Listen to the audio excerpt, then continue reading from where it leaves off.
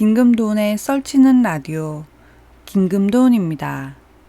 오늘의 사연 시작하겠습니다.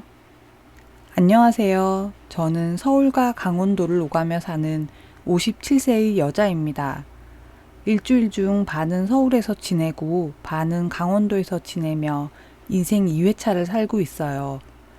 몇 년째 매주 지치지도 않고 두 지역을 오가는 저에게 주변에선 도대체 뭐 하느라 그리 바쁘냐고 궁금해 하더군요.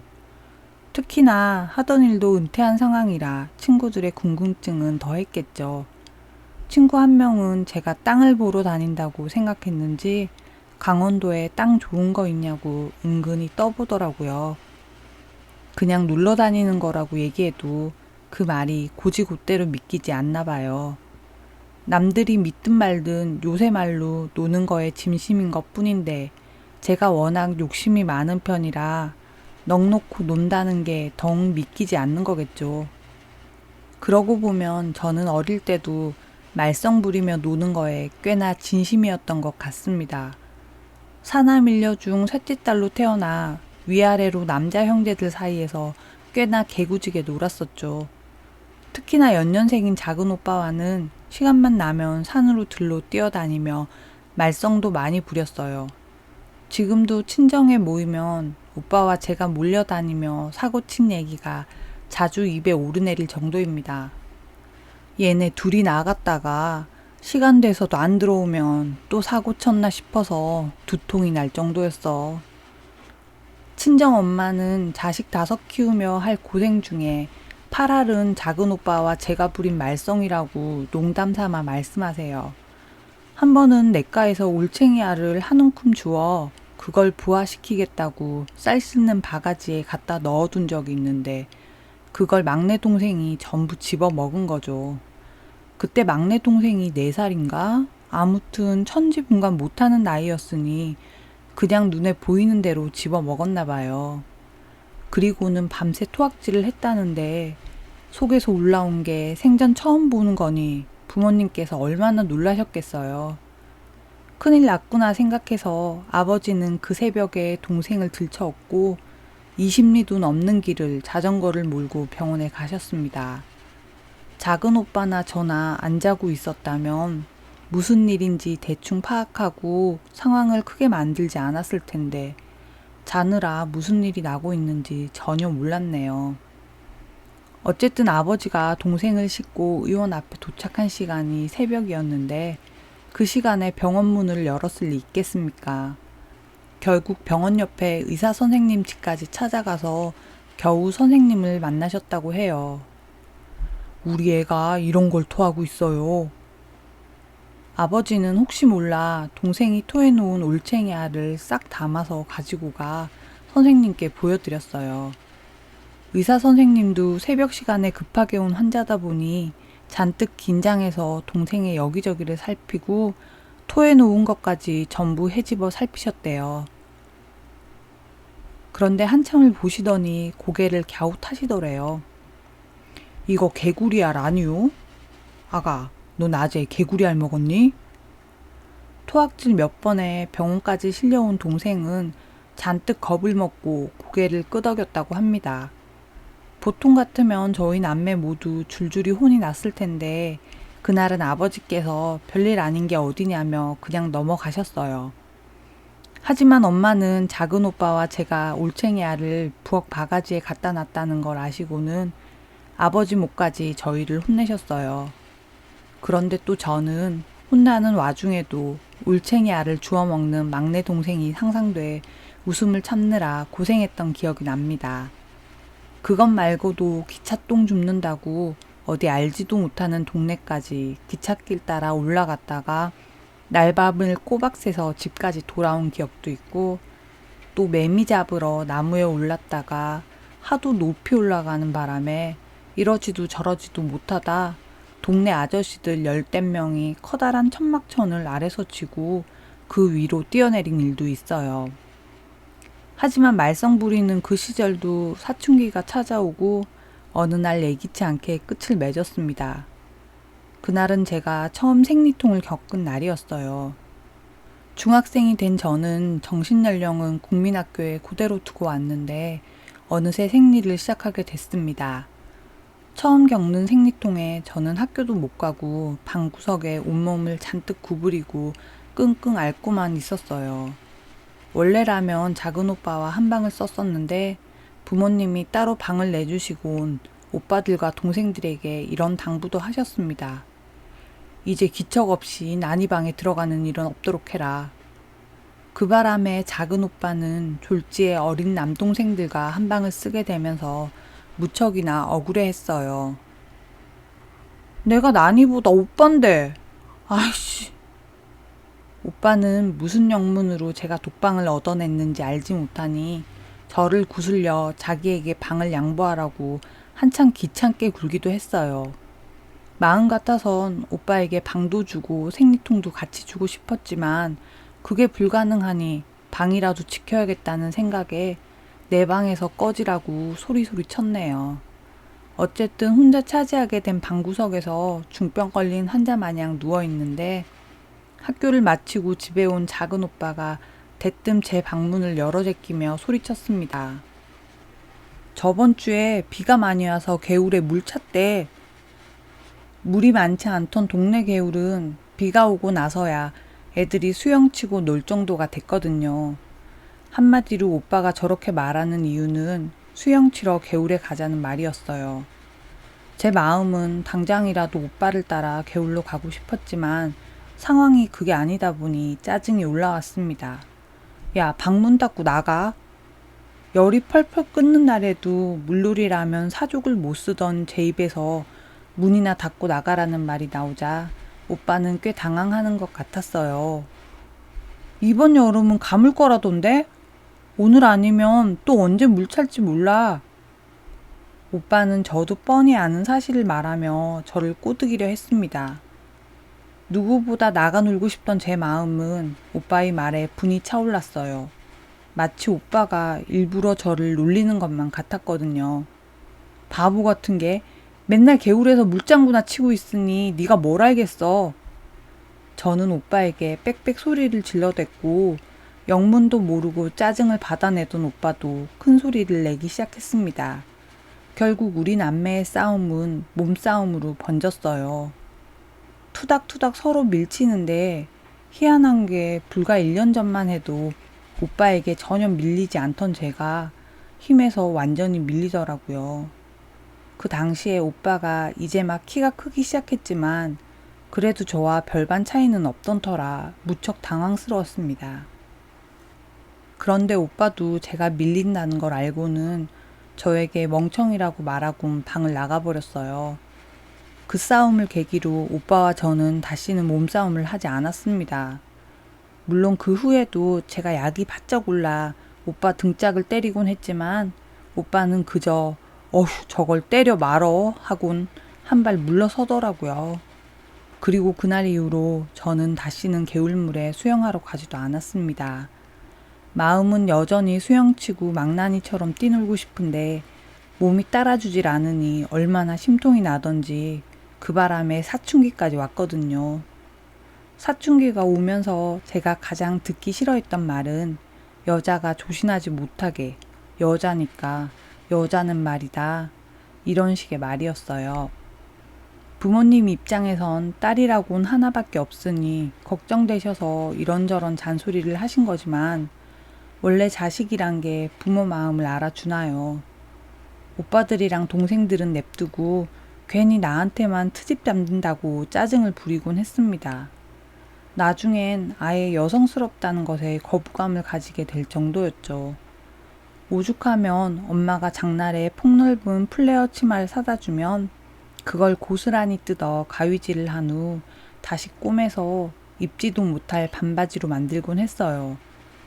사실 저는 어렸을 때부터 손이 야물어 손으로 하는 건 뭐든 소질이 있었거든요.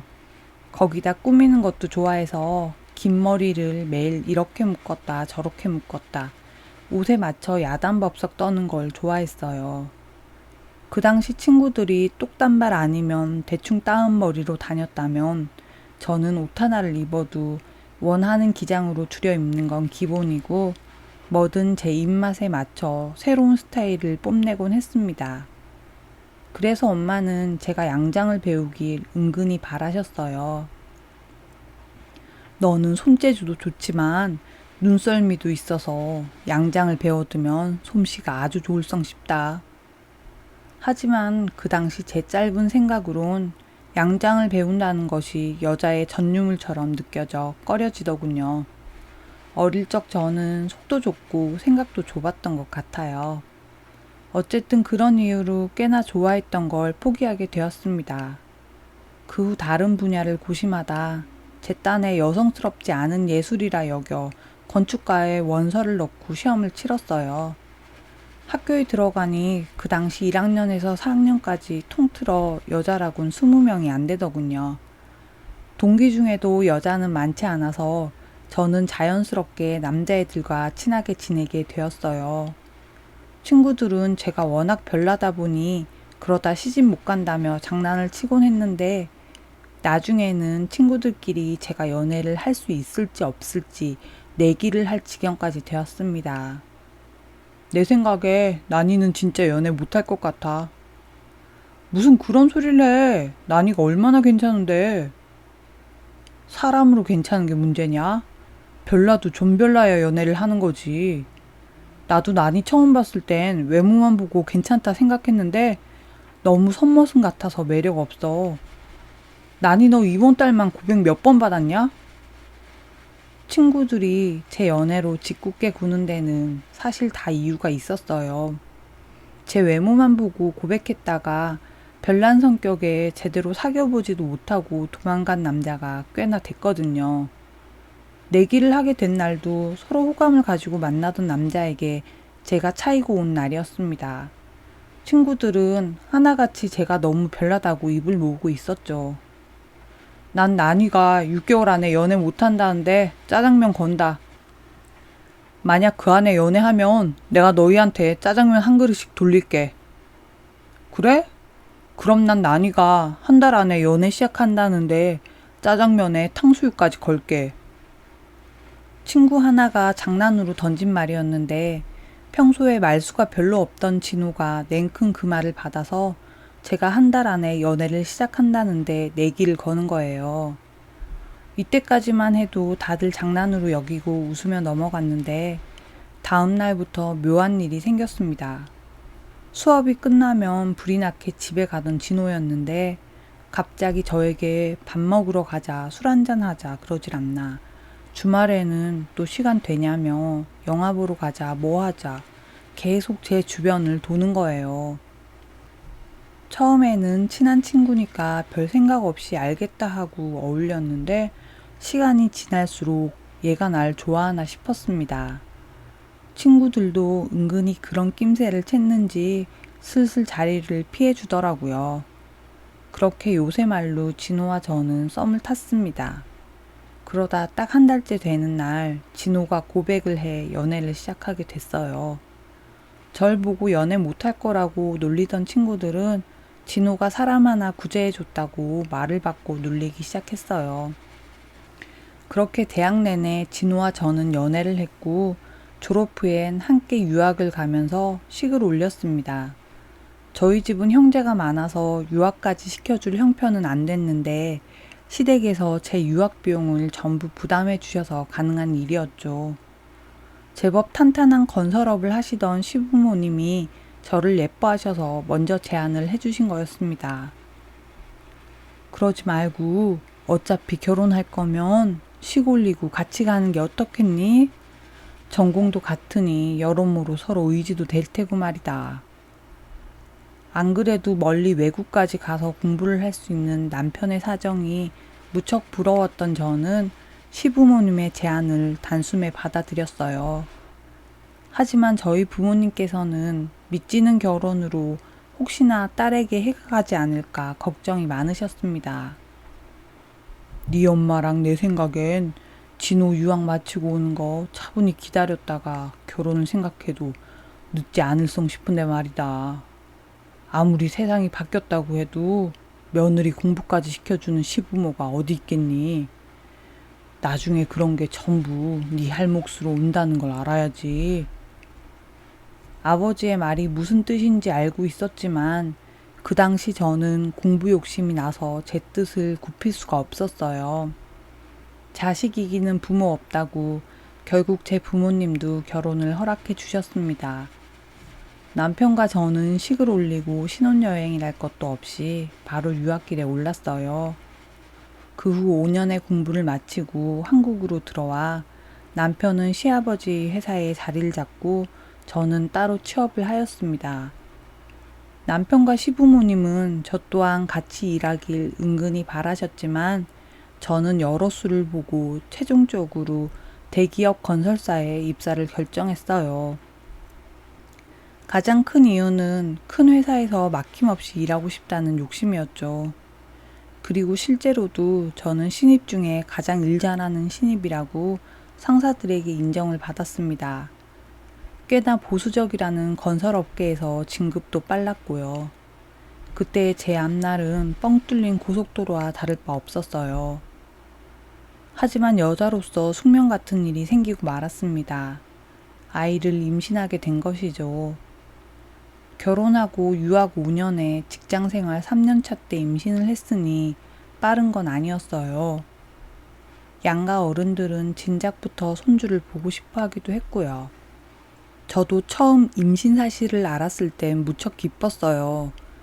아기를 워낙 예뻐했고 또 일을 하면서 아이를 키운다는 게 힘은 들어도 불가능한 일은 아니잖아요.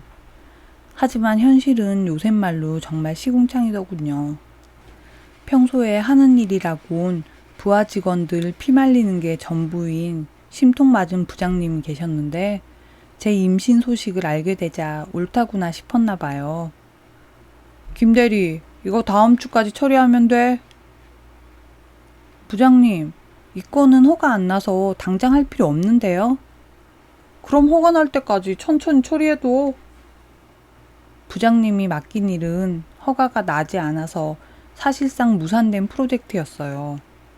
그러면서 원래 제가 맡던 업무를 다른 직원들에게 쪼개서 나눠줬더라고요. 안 그래도 평소 업무량이 많아서 다들 힘들어 하던 차에 제 일까지 떠맡게 되니 좋을 리가 있겠어요? 부장님이 노린 건 제 존재를 무쓸모로 만드는 것과 동시에 다른 직원들에게 업무량을 늘려 동기들 사이에 내분을 일으키려는 거였죠. 상당한 음모론 같지만 부장님이 이러는 게 한두 번이 아니라 회사 내에선 이미 소문이 자자했습니다. 그 중에서 제일 고약하게 굴 때는 직원들이 퇴근 후 저녁 약속이 있는 날이에요. 직원 중에 누구 하나라도 약속이 있는 낌새만 보여도 그날 업무량은 배로 증가했거든요. 그것 말고도 쓸데없는 일 시켜서 직원들 뺑이치게 하는 게 한두 번이 아니었어요. 저는 부장님 몰래 제 업무를 다시 가져와 직원들의 불만을 조금이라도 줄이려고 애를 썼습니다. 그런데 이 부장놈이 그걸 또 눈치채곤 저한테 맡겨둔 일을 갑자기 기한을 당겨 보고서를 작성하라네요. 상황이 그렇다 보니 제일 먼저 출근해서 제일 늦게 퇴근하고 또 일요일까지 쉬지도 못하고 일을 하게 됐어요. 건강한 사람도 그 정도의 업무량을 소화하면 언젠가 나가 떨어지기 마련인데 두 사람 몫에 영양분이 필요한 임산부에게 무리가 갈 건 불을 보듯 뻔한 일이었죠. 하지만 어떤 것도 놓칠 수 없었던 제 욕심 때문에 저는 더욱더 일에 매진했고 그 결과로 몸은 빠르게 나빠졌어요.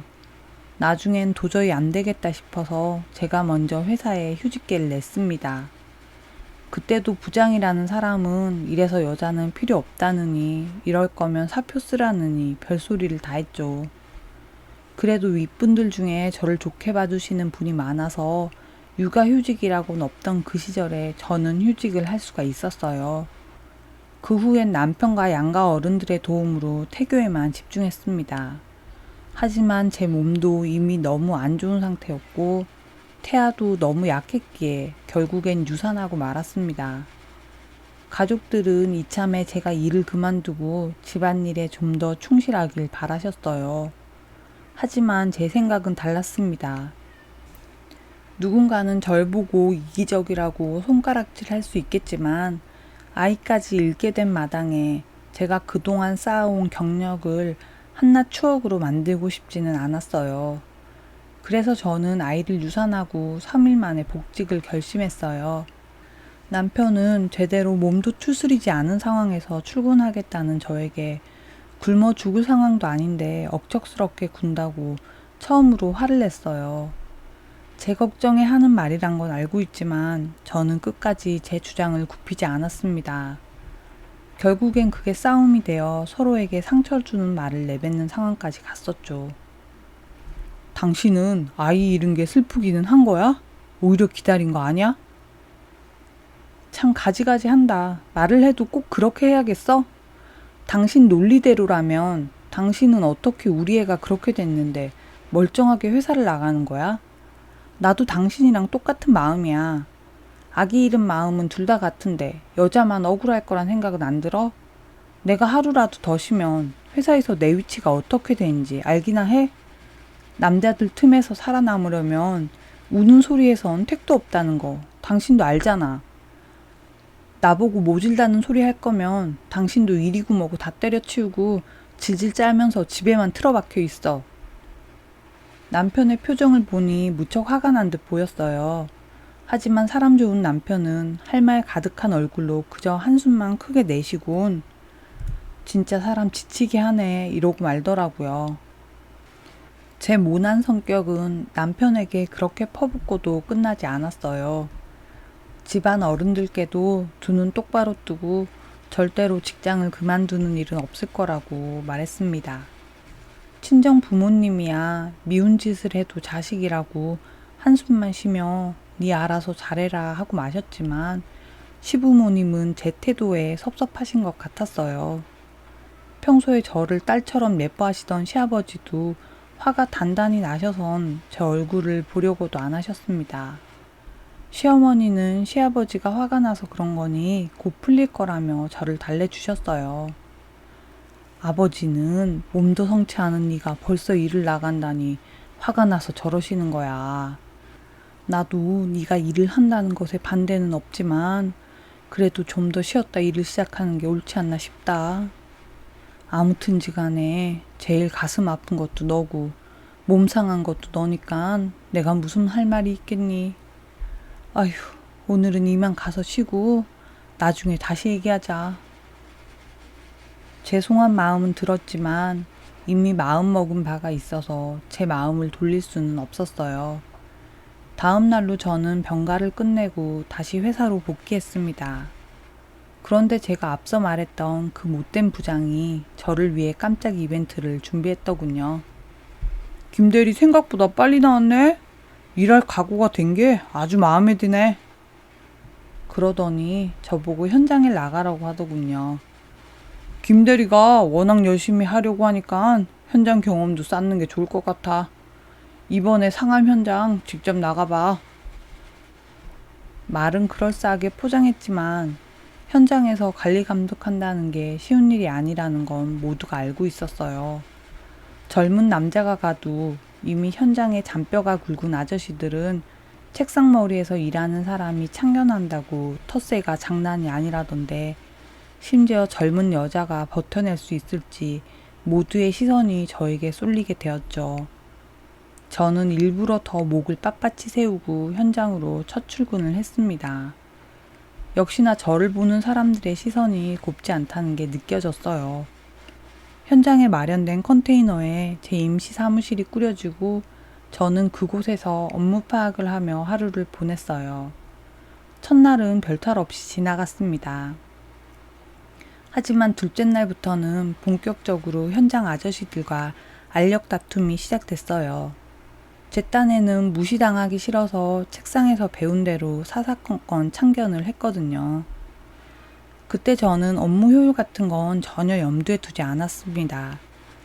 그저 억센 현장 아저씨들에게 누가 우위에 있는지 보여주겠다는 마음뿐이었어요. 지는 걸 죽으라고 싫어하던 제 성격도 한몫했겠지만 아저씨들의 텃세도 크게 한몫했답니다. 저는 매일같이 인부 아저씨들을 다그쳤어요. 아저씨들은 떽떽거리는 제 소리가 듣기 싫으니 제 앞에서만 업무 지시를 듣는 척하고 뒤에 가서는 제 말이 옳든 그르든 전혀 듣지 않았죠. 사실 그런 모습들이 눈에 훤히 보였지만 애써 모른 척 했어요. 왜냐하면 제가 하는 말 중에 대부분은 현장에서 쓸모없다는 걸 저조차 느끼고 있었거든요. 그때 처음으로 일을 그만두고 싶다는 생각도 들었습니다. 책상 앞에 앉아서 서류만 만질 때는 제 기량이 뛰어나다고 생각했는데 막상 현장에 나가니 매일같이 일어나는 변수를 감당하기엔 제 능력이 턱없이 부족하다는 걸 깨달았거든요. 자신감을 잃은 저는 현장에서도 사무실에만 머물며 말도 안 되는 억지를 부리며 큰 소리치는 일이 잦아졌어요. 그러던 어느 날이었습니다. 인부 아저씨들이 쉬고 있는 옆을 지나다가 제가 지나가니 낮은 소리로 휘파람을 불며 우스갯소리를 하는 걸 듣게 되었어요. 정확한 말은 생각나지 않지만 아무것도 모르는 애송이라는 말과 성차별적인 발언이었죠. 피가 거꾸로 쏟는 느낌이었지만 우선은 그 자리를 피했습니다.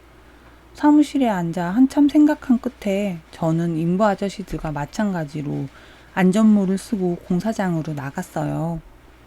그리곤 누가 시킨 것도 아닌데 무거운 자재를 나르며 일을 시작했습니다. 현장 감독관은 제 행동에 크게 놀라며 다칠 수 있으니 그만두라고 저를 다그쳤어요. 하지만 저는 할 수 있는 한 몸을 쓰며 일을 했습니다. 그날 저녁 집에 오니 온몸이 부서질 것처럼 아팠어요.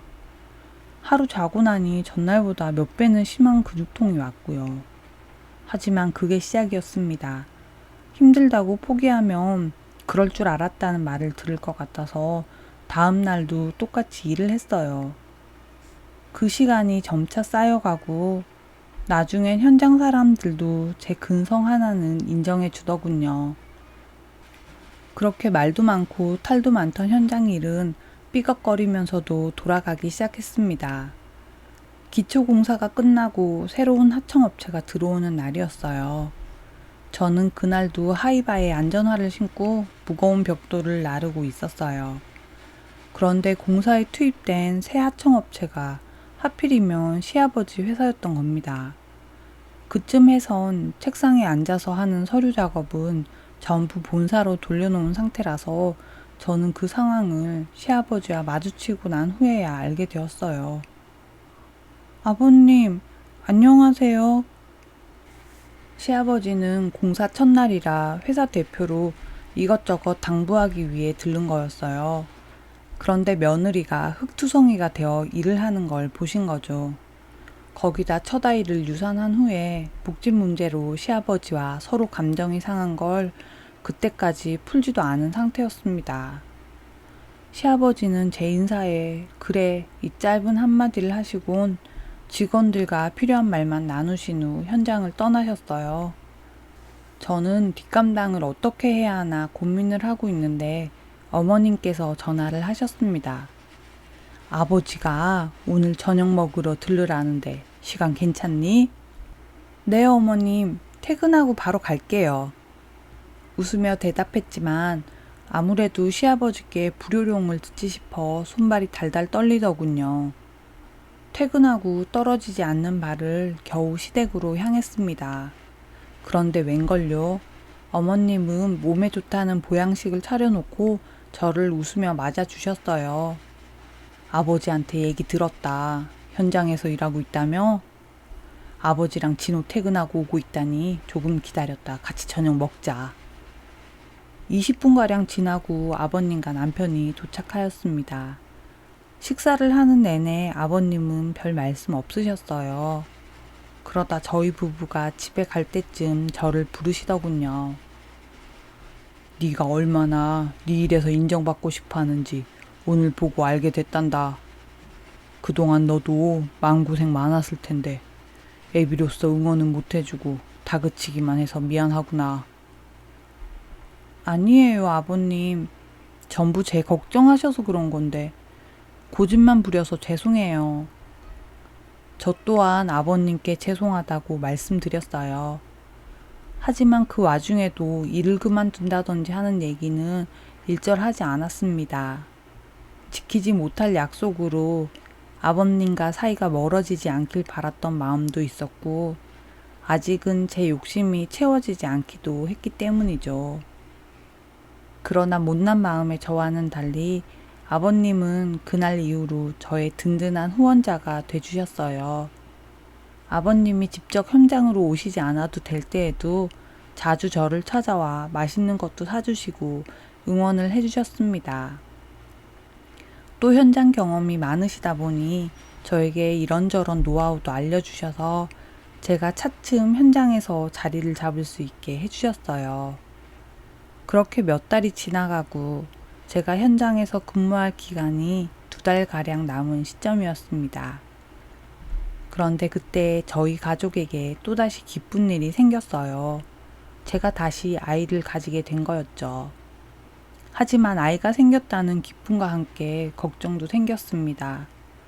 임신 사실을 가족들이 알게 된다면 당장 현장을 그만두라고 할 터였는데 누그러졌다고 생각한 욕심이 다시금 제 발목을 붙잡았거든요. 하룻밤을 혼자 끙끙 앓으며 고민을 했는데 다음 날 우연한 계기로 이 고민은 완전히 사라졌어요. 다음 날이 되어 제가 앞서 얘기한 부장이 현장으로 외근을 나온 게 아니겠어요. 사무실에서도 원래 일을 안 했지만 굳은 일은 귀신같이 피하는 사람이라 현장에 나올 일이라고는 전혀 없는 사람이 무슨 일을 벌이려는지 거기까지 기어 나왔더군요. 김대리, 일 좀 할만한가 봐? 얼굴에 살 오른 것 봐. 김대리는 현장 체질이네. 근데 지금 무슨 작업하는 거야? 이거 도면 가지고 와봐. 저랑 인부 아저씨들이 땀 뻘뻘 흘리며 일하고 있는데 혼자 시원한 음료수 입에 물고 빈손으로 와서는 이래라 저래라 온갖 참견을 하기 시작했습니다. 근데 그 수준이 딱 현장 처음 나왔을 때의 제 수준이더군요. 마음 같아선 들이받고 싶었지만 아무래도 윗사람이다 보니 회사에서 제 입지가 걱정돼 참을 수밖에 없었어요.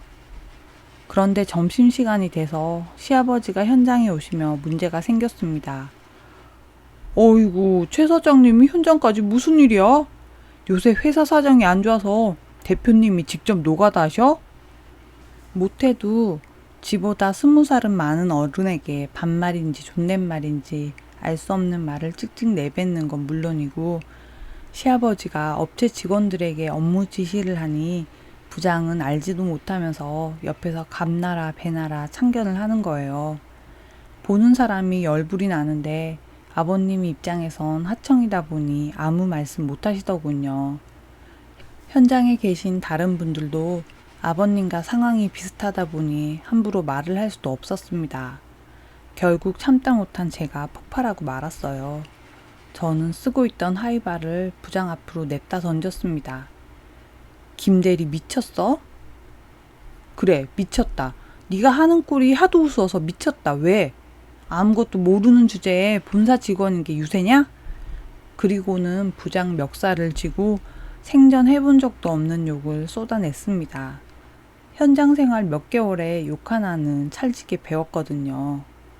부장은 곱게만 자라선지 멱살 잡히고 천지 들어본 적 없는 욕을 듣더니 당황해서 우물쭈물거리다 현장을 도망치듯 떠났습니다.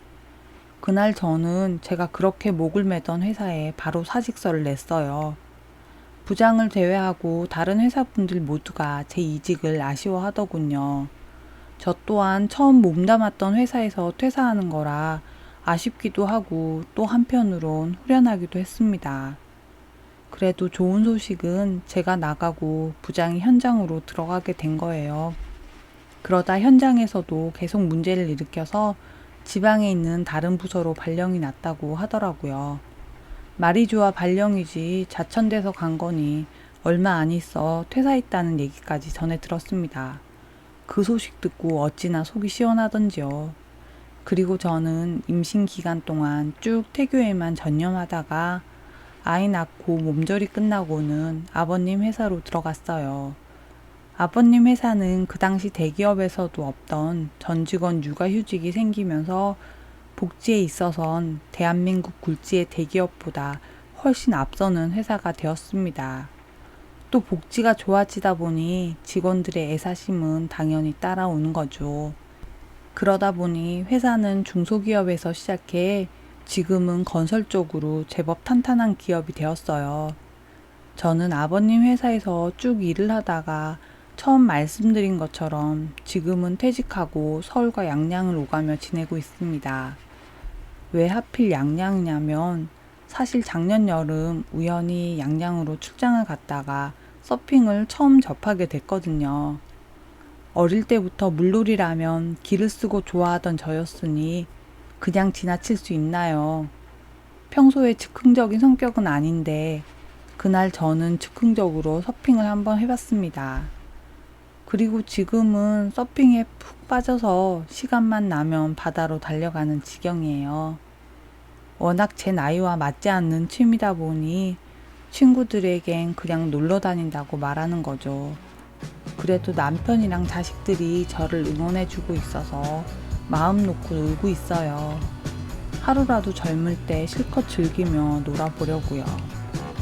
이 사연 들으시는 분들도 오늘이 가장 젊은 날이니 후회 없는 하루를 보내셨으면 합니다. 구독, 좋아요, 사연 공유는 영상 제작에 큰 힘이 됩니다. 감사합니다.